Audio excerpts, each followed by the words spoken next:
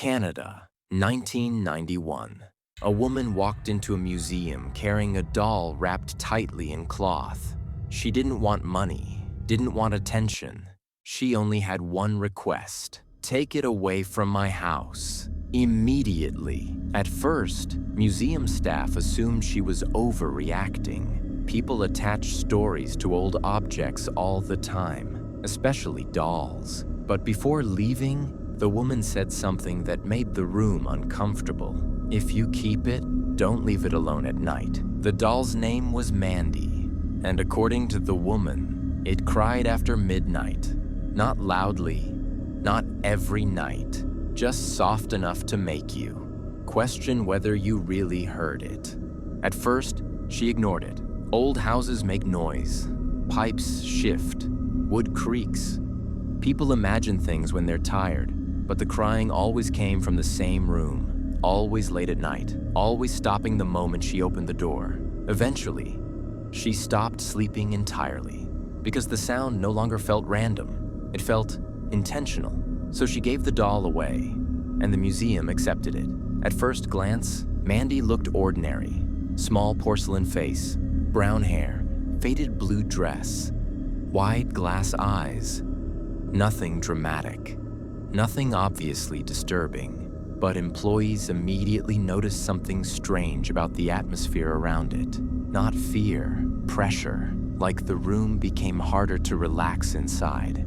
The doll was placed in temporary storage, and within days, employees started reporting unusual incidents nearby, small objects disappearing, tools moved overnight, footsteps in empty hallways, doors found partially open after being locked. Simple things, but always connected to the same area.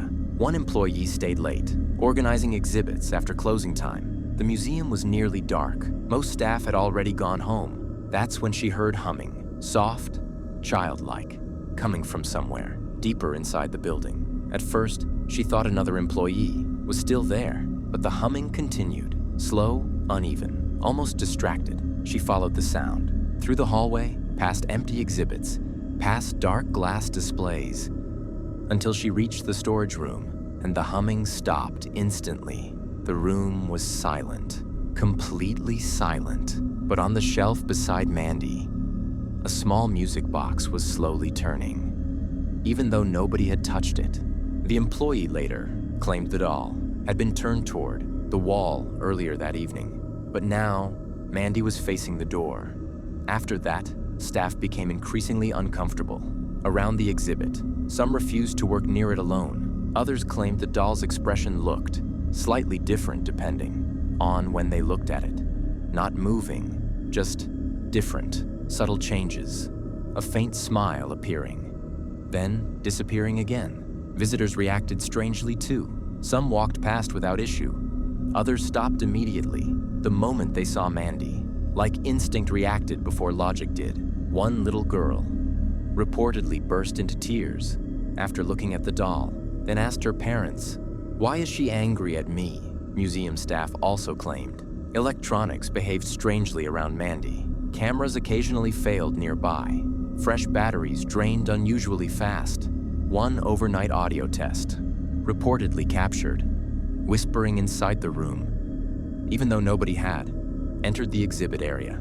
Today, Mandy still sits behind glass, inside the museum, silent, motionless, observed by thousands of visitors every year. Most people leave without incident. Some don't. A few visitors reportedly asked museum staff the same question before leaving. Why does the doll look different in every photograph? And according to staff, they still avoid standing near the exhibit alone after closing time. Not because they think the doll will suddenly move, but because of something harder to explain. The feeling that Mandy is quietly aware of every person watching her.